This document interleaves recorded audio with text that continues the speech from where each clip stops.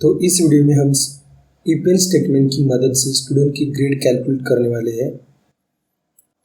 तो सबसे पहले हम फाइल को सेव करते हैं student underscore grade dot C नाम से। ओके, तो what is a problem statement? अब प्रॉब्लम स्टेटमेंट क्या है इसे हम पहले लिखते हैं।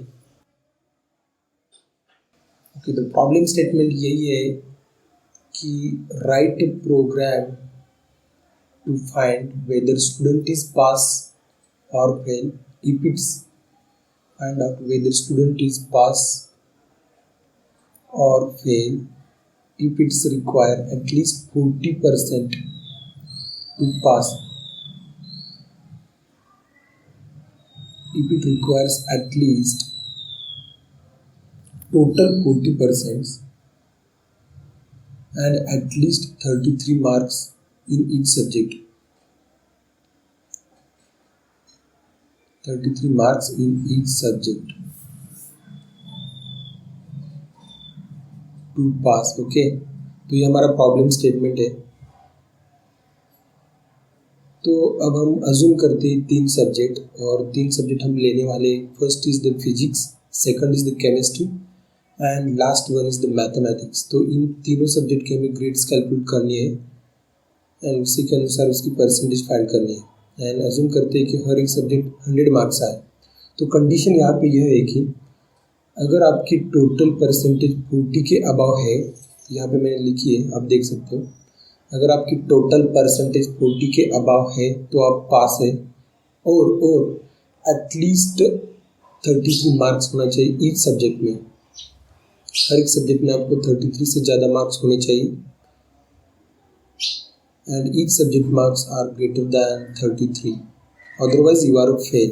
अगर ये कंडीशन सेटिस्फाई नहीं होती है तो आप फेल होते हो। तो ये टोटल हमारा प्रॉब्लम है, इसे मैं इग्नोर करता हूँ, कमेंट आउट करता हूँ। ओके, फॉर एग्जांपल हम देखते हैं अगर किसी को 55 मार्क्स मिला है फिजिक्स में, केमिस्ट्री में उसे 45 मिला है और 33 मिला है मैथमेटिक्स में, तो फेल है क्योंकि एक कंडीशन उसकी सेटिस्फाई नहीं होती। सपोज दूसरा एग्जांपल लेते हैं, एक सब्जेक्ट में 33 है, दूसरे सब्जेक्ट में 50 और तीसरे में 50 है, तो पास है। चलो और एक एग्जांपल देखते हैं। सपोज किसी को 35 मिला है एक सब्जेक्ट में, दूसरे में 37 और 40 मिला है, तो फेल है क्योंकि उसकी टोटल परसेंटेज 40 के अबव नहीं होती। ओके, तो अब असली में हम प्रॉब्लम सॉल्व करेंगे यहाँ पे। तो उसके पहले हम देखते हैं कि यार इस प्रॉब्लम को हम इफ एल्स स्टेटमेंट से सॉल्व करने वाले हैं। तो syntax of if else is if condition, यहाँ पे आपको कोड लिखना है, और एल्स इज ऑलवेज ऑप्शन। यहाँ पे भी आपको कोड लिखना है कि अगर एक कंडीशन आपकी सेटिस्फाई नहीं होती तो एल्स में चला जाएगा। अब इसे मैं कमेंट आउट करता हूँ। Now let's jump into the problem. सबसे पहले बॉयलर कोड को लेके आता हूँ मैं, और यहाँ पे तीन वेरिएबल मुझे चाहिए। One is the physics, second is the chemistry और other is the maths.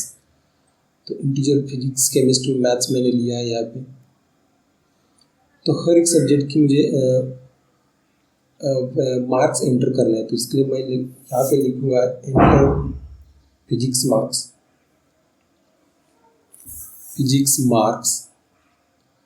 \n, क्योंकि वो न्यू लाइन पे जाता है और प्रॉब्लम दिखने में अच्छा लगता है।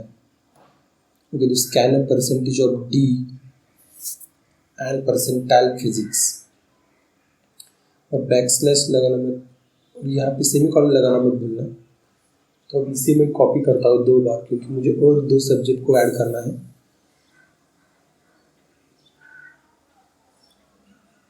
पेस्ट, और यहाँ पे भी पेस्ट किया है। मुझे फिजिक्स को चेंज करके वहाँ पे केमिस्ट्री लिखना है, और नीचे भी स्कैनअप में भी मुझे चेंज करना पड़ेगा। सिमिलरली मुझे चेंज करना है इस फिजिक्स को मैथ्स में, और यहाँ पे भी मैथ्स आएगा। ओके, तो यार 3 सब्जेक्ट के मार्क्स तो हमें मिल गए। अब हमें क्या करना है, तो इसकी ग्रेड निकालने के लिए हमें पहले टोटल फाइंड करनी पड़ेगी। ओके, तो मैं यहाँ पे टोटल फाइंड करता हूँ। Total is equal to summation of all 3 subject divided by 3, तो मुझे ग्रेड भी मिल जाएगी यहाँ पे, क्योंकि ग्रेड किस तरह से कैलकुलेट करते हैं, टोटल को हम टोटल मार्क्स डिवाइड करके 100 से मल्टीप्लाई करते हैं, तो 100 डिवाइडेड बाय 300 तो 3 बचेगा नीचे, तो इसलिए 3 मैंने लिखा है। मुझे लगता है आपको ये चीज़ समझ में आ गई है। ओके, लेकिन टोटल को मैंने अभी तक वैल्यू वेरिएबल को डिफाइन नहीं किया, तो यहाँ पे मैं फ्लोट करता हूँ, क्योंकि वो फ्रैक्शन में आने की चांसेस है, तो इसलिए मुझे फ्लोट लेना पड़ेगा। फ्लोट एक रियल वैल्यू है। अब यहाँ में इफ में कंडीशन डालती, तो कंडीशन क्या है हमारी, टोटल ग्रेड शुड बी, अगर उसकी टोटल ग्रेड 40 के कम है और किसी एक सब्जेक्ट में एटलीस्ट 33 से मार्क्स उसके कम है, और लॉजिकल ऑपरेटर को मैंने यूज़ किया है, और लॉजिकल ऑपरेटर उसका सिंबल है डबल लाइन यहाँ पे मैंने दी। फिजिक्स में अगर 33 से कम है, और केमिस्ट्री में 33 से कम है, और मैथ्स में 33 से कम है, तो स्टूडेंट फेल होने वाला है। तो यहाँ पे मुझे लिखना पड़ेगा, या थोड़ा सा मैं आपको अच्छा तरह से दिखने के लिए उसे हटा देता हूँ। तो यहाँ पे printf your total percentage of D and you are fail.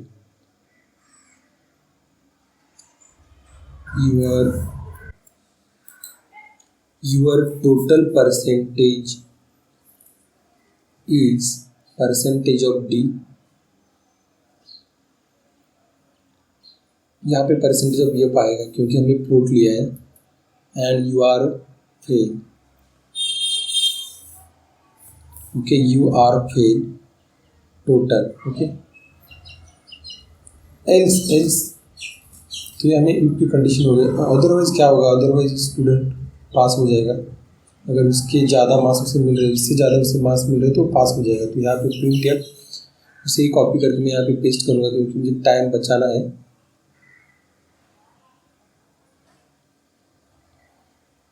अरे ये क्या हुआ, उसे नीचे लिखो, मतलब दिखने में अच्छा लगता है प्रॉब्लम, इसलिए मैंने उसे एक लाइन में लिया है। ओके, तो यहाँ पे मुझे पास करना पड़ेगा टोटल। ओके, तो ये हमारा टोटल प्रॉब्लम हो चुका है। अब इसे हम सेव करेंगे और देखेंगे कि एक्चुअली में ये रन होता है कि नहीं, आउटपुट निकलता है कि नहीं, हमें देखना है। देखो वहाँ पे अगर क्रॉस मार्क आ रहा है तो आपने सेव किया है प्रॉब्लम को, वरना आपने सेव नहीं किया है। ओके, तो enter the physics marks. Physics के मार्क 2 एंटर करते हैं यार, 3 और 4, क्योंकि यार वो स्टूडेंट पढ़ाई नहीं करता इसलिए। फिर उसकी टोटल परसेंटेज आई है 3, तो सही आ रहा है। अगर 33 मार्क्स 45 42 एंटर करेंगे, total percentage is 40 and you are पास।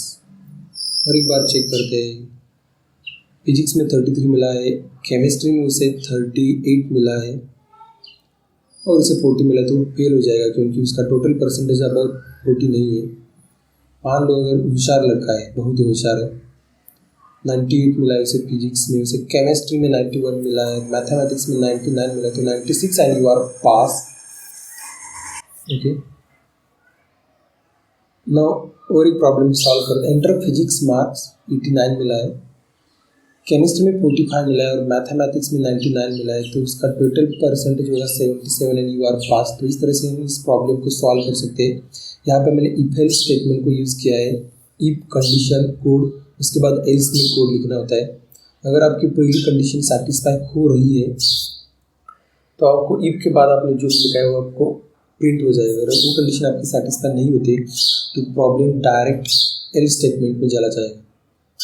तो आई होप आपको ये चीज़ें क्लियर हो चुकी होगी। अगर आपको प्रॉब्लम आपको समझ में आए तो मुझे कमेंट बॉक्स में बता देना कि आपको ये प्रॉब्लम समझ में आया नहीं। अगर कोई प्रॉब्लम है तो तुम मुझे पूछ सकते हो कमेंट बॉक्स में। ओके।